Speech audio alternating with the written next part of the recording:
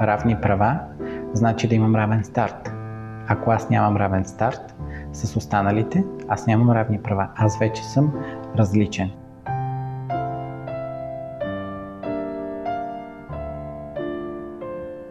Казвам се Емануил Христов и преподавам история от близо 2 години.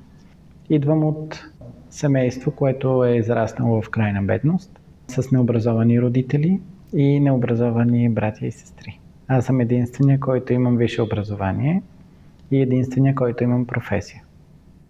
Голяма част от ромските деца не виждат смисъл в образованието, защото имат една единствена грижа – храна и дрехи.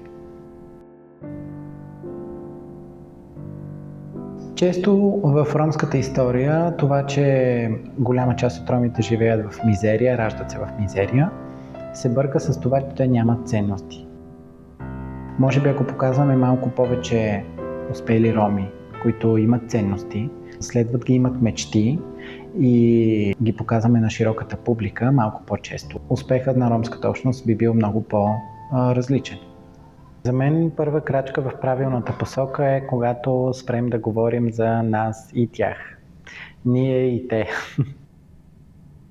Ромите в България трябва да започнат да се гледат като партньори. Като хора, които са достойни да седнат на една маса с политици. И когато се взимат решения за ромите, те да са на масата и да кажат това добре ли е за общността, не е ли добре. Защото едни хора решават за теб нещо, което няма да има никаква полза от него. Това мисля, че сме го играли достатъчно дълго време, за да видим, че то не работи. И когато един механизъм, един закон не работи, той трябва да се промени в полза на българските граждани. Защото ние сме точно такива.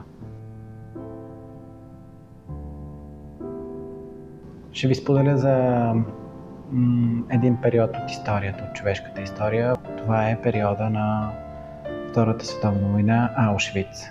Тяхната възможност за съпротива е всъщност песента. Това е тяхната мотивация да оцелеят.